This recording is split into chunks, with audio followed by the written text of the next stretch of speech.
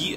Now I'm here to tell you about Get My Ass. Albert Einstein once said, everybody's a genius, but if you judge a fish by its ability to climb a tree, it will live its whole life believing that it is stupid.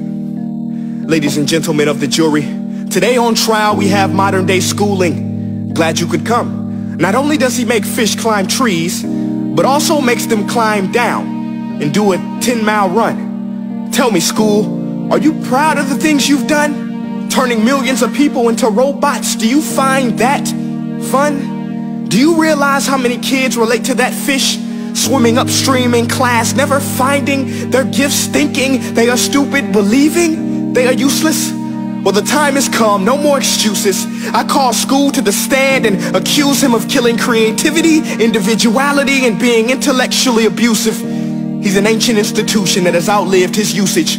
So, Your Honor, this concludes my opening statement, and if I may present the evidence of my case, I will prove it. Proceed. Exhibit A.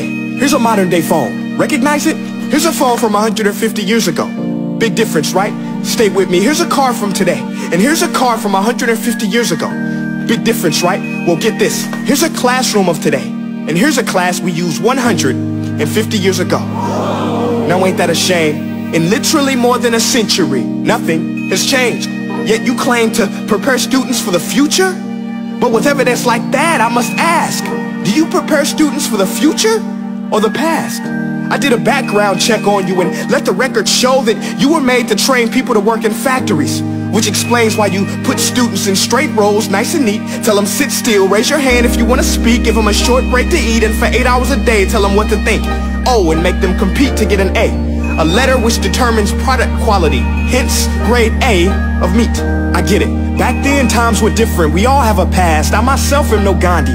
But today, we don't need to make robot zombies. The world has progressed. And now we need people who think creatively, innovatively, critically, independently, with the ability to connect. See, every scientist will tell you that no two brains are the same.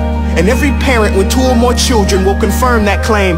So please explain why you treat students like cookie cutter frames or snapback hats, giving them this one-size-fits-all crap. Watch your language. Sorry, Your Honor, but if a doctor prescribed the exact same medicine to all of his patients, the results will be tragic. So many people will get sick, yet when it comes to school, this is exactly what happens. This educational malpractice, where one teacher stands in front of 20 kids, each one having different strengths, different needs, different gifts, different dreams, and you teach the same thing the same way?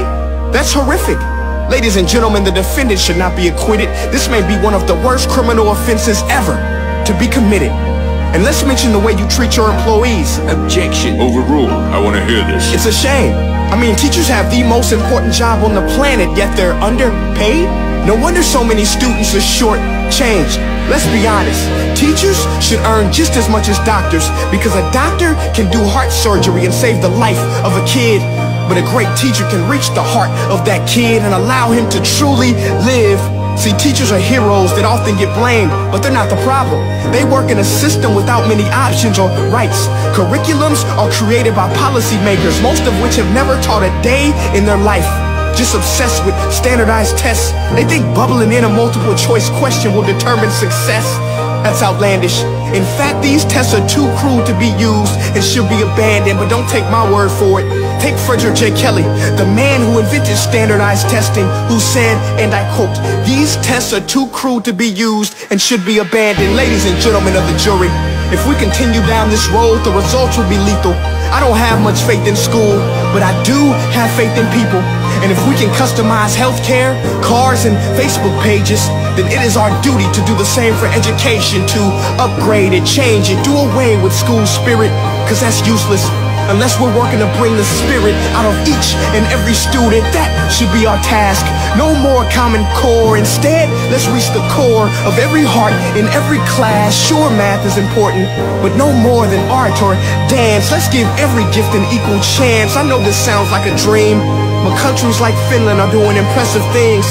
They have shorter school days, teachers make a decent wage, homework is non-existent, and they focus on collaboration instead of competition. But here's the kicker, boys and girls. Their educational system outperforms every other country in the world. Other places like Singapore are succeeding rapidly. Schools like Montessori, programs like Khan Academy. There is no single solution, but let's get moving. Because while students may be 20% of our population, they are 100% of our future. So let's attend to their dreams, and there's no telling what we can achieve. This is a world in which I believe, a world where fish are no longer forced to climb trees. I'll rest my case.